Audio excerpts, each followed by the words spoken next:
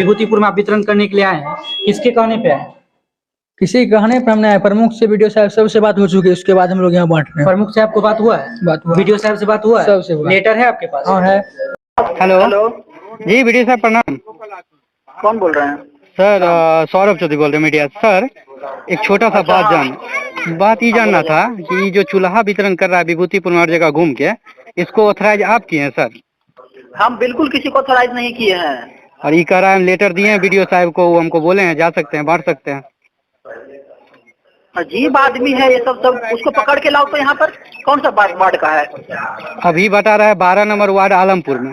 हम ये पूछ रहे हैं कि विभूतिपुर में आपको ऑथराइज कौन किया बांटने का, या आप कौन सरकार की योजना से आप बांट रहे हैं, हमको बता दीजिए, हम चले जाएंगे। नहीं, सरकार का योजना नहीं है, उनका अपना एनजीओ है, बस आधार कार्ड ना ले। हाँ, यहाँ पूरा 90% आदमी आधार कार्ड दिया है और बोलता है कि वीडियो साहब को हम लेटर दे चुके हैं और वीडियो साहब का कहने पर हम लोग वितरण कर रहे हैं।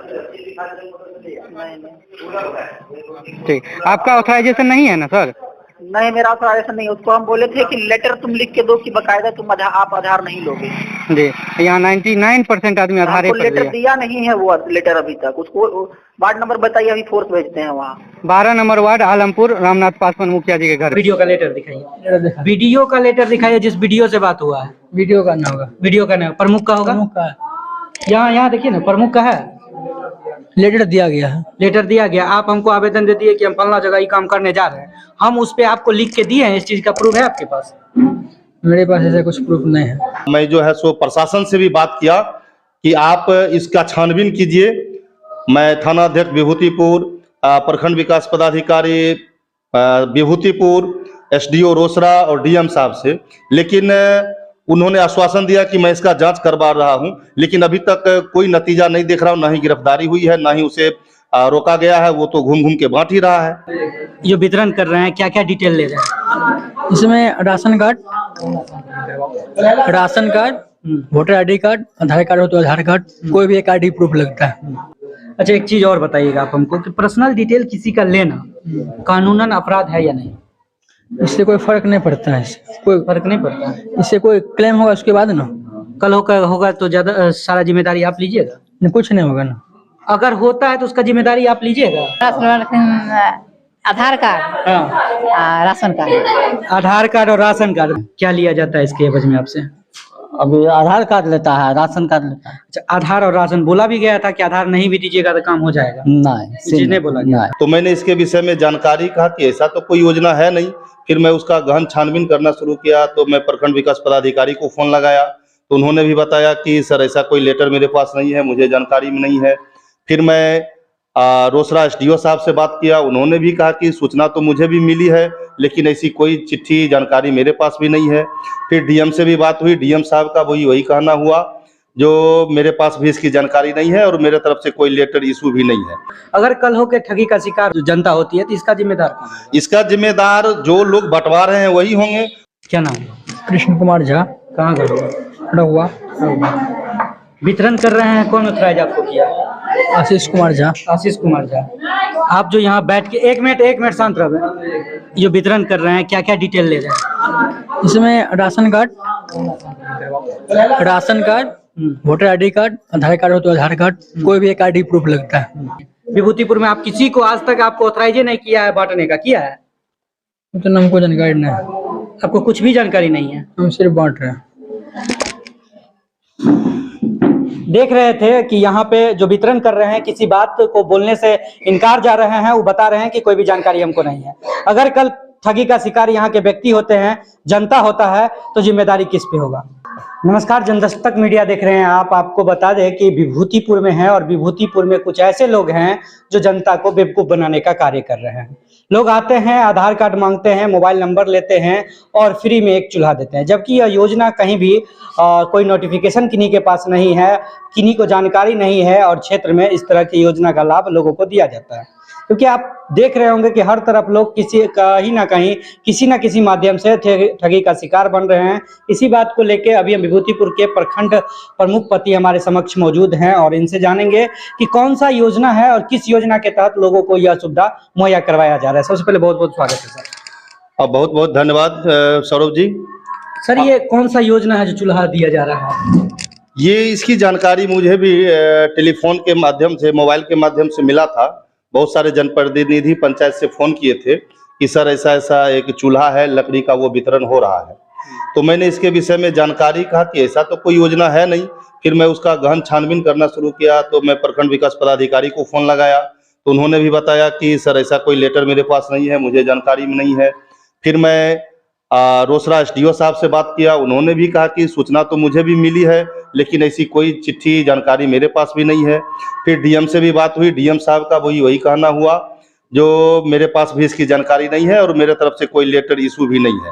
जबकि लोगों ने बताया, उससे पूछताछ किया गया कि जो चूल्हा वितरण करने वाले लोग हैं वो अपने आप को एक डीएम का लेटर दिखाते हैं कि मुझे डीएम साहब से आदेश मिला हुआ है बांटने के लिए, और ये मैं एनजीओ के थ्रू इसको बांट रहा हूँ। ठीक है, एनजीओ के थ्रू बांट रहा हूँ, तो ये वो स्पष्ट करें कि ये केंद्र सरकार की योजना है या बिहार सरकार की योजना है। बिहार या केंद्र किसी की सरकार की योजना है तो फिर हमारे जिला के पदाधिकारी हैं, प्रखंड के पदाधिकारी हैं, अनुमंडल के पदाधिकारी हैं, किन्हीं को इस वितरण कार्यक्रम के विषय में क्यों नहीं जानकारी है। इसलिए कहीं न कहीं मुझे शंका हो रही है, ये लोगों को बेवकूफ़ बनाने का काम कर रहा है। और जानकारी ये भी मिला है कि चूल्हा देने के एवज में उनसे आधार कार्ड, राशन कार्ड और मोबाइल नंबर लिया जाता है। तो सभी लोग जानते हैं कि अभी के समय में आधार से ही सारा लिंक, खाता से लेकर सारा लिंक लोगों का है। तो हमको लगता है कि कहीं न कहीं ये कोई बहुत बड़ा गिरोह है जो इस तरह का काम जाके क्षेत्र में कर रहा है, और इस बाद में हो सकता है कि इसके आधार के माध्यम से जनता को कहीं न कहीं कोई नुकसान होगा, कोई ठगी का शिकार होना पड़ेगा। इसलिए मैं जो है सो प्रशासन से भी बात किया कि आप इसका छानबीन कीजिए। मैं थाना अध्यक्ष विभूतिपुर, प्रखंड विकास पदाधिकारी विभूतिपुर, एसडीओ रोसड़ा और डीएम साहब से, लेकिन उन्होंने आश्वासन दिया कि मैं इसका जांच करवा रहा हूं, लेकिन अभी तक कोई नतीजा नहीं देख रहा हूं। ना ही गिरफ्तारी हुई है, ना ही उसे रोका गया है, वो तो घूम घूम के बांट ही रहा है। विभूतिपुर में लगभग लाखों लोगों को ये सामान मुहैया करवाया गया है। अभी तक की लिखित कहीं भी ये नहीं है कि किसी ने जारी किया नोटिफिकेशन। अगर कल हो के ठगी का शिकार होते हैं, जनता होती है, तो इसका जिम्मेदार कौन है? इसका जिम्मेदार जो लोग बंटवा रहे हैं वही होंगे। हम तो बहुत सारे जनप्रतिनिधि लोग को फोन करके भी कहा कि आप इस योजना के विषय में पहले जानकारी ले लीजिए कि मामला क्या है। सही अगर है, आपको अगर लगता है कि इसके जांच उपरांत अगर सही है, सरकार की योजना है या एनजीओ ही बांट रहा है किसी भी माध्यम से, अगर जायज है तो फिर आप बंटवारा करें। अगर ये लगता है कि कहीं न कहीं ये नाजायज तरीके से बंटवारा किया जा रहा है तो कल लोग ठगी का शिकार। एक उदाहरण मैं आपको बता रहा हूं कि विगत 2014-15 की घटना बता रहा हूं। जब हम क्षेत्र भ्रमण के दरमियान गंगौली मंदा पंचायत गया तो वहां पर लगभग 250 से 300 ऐसे लोग मिले जिनका जो है सो आधार कार्ड लेकर वहां के पूर्व के जनप्रतिनिधि के द्वारा ग्रामीण बैंक में खाता खुलवाया गया कि तुमको 50,000 रुपये आवास दिलवाऊंगा और आपको सब पैसा माफ हो जाएगा।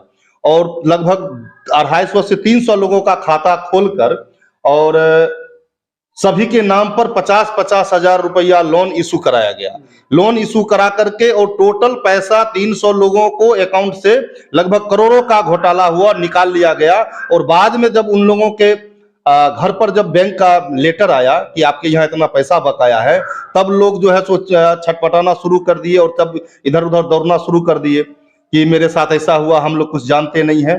तो मैं अभी भी वैसे शिकार लोग हैं, उनसे जाके आप सीखने का काम कीजिए। और मैं अभी भी जनप्रतिनिधि से लेकर आम जनता सबको मैं आगाह करता हूं कि किसी काम में जल्दीबाजी नहीं करें, उसे जांच ले, परख लें, और जब सही है, जेन्युइन मामला है तो ही उसका लाभ लें, अन्यथा आप भी किसी न किसी ठगी का शिकार हो सकते हैं। आपके संज्ञान में जब यह मामला आया तो क्या कार्रवाई हुई आपकी तरफ? मेरे संज्ञान में मामला आई तो मैं डीएम से भी बात किया और एसडीओ साहब से भी कल बात किया, सीओ साहब को भी मैंने बुलवा के कहा, बीडीओ साहब को भी बोला। तो कल एसडीओ साहब से आश्वासन मिला कि अरविंद जी कहाँ पे ये मामला हो रहा है, तो मैंने बताया कि कल नरहन में हो रहा है वितरण। तो सीओ साहब आए, बात हुई तो तुरंत थाना प्रभारी को फोन किए कि थाना प्रभारी ने आश्वासन दिया कि मैं अभी अपनी गश्ती दल को भेज रहा हूँ, गिरफ्तार कर रहा हूँ। लेकिन क्या नतीजा अभी तक कुछ मालूम नहीं। हमको लगता है कहीं न कहीं प्रशासन भी इस पे एक्शन नहीं ले रही है। हो सकता है कि कोई मिली भगत से ही इन लोगों के द्वारा काम किया जा रहा हो और लोग इसका ठगी का शिकार होंगे आने वाले भविष्य में, जिसका सारी जिम्मेवारी कहीं न कहीं प्रखंड के पदाधिकारियों से लेकर जनप्रतिनिधियों को भुगतना पड़ेगा। देख रहे थे कि चूल्हा वितरण को लेकर जिला उपाध्यक्ष जी हमारे समक्ष मौजूद थे। इन्होंने ये बताया कि जनता को ठगने का काम कुछ लोग कर रहे हैं, जिन पे इन्होंने कार्रवाई किया, लिखित शिकायत भी की और सभी लोगों को जानकारी दी। आपको हम ले चलते हैं उस जगह पे जहाँ पे वितरण हो रहा है, तो लगातार बने रहिए हमारे साथ।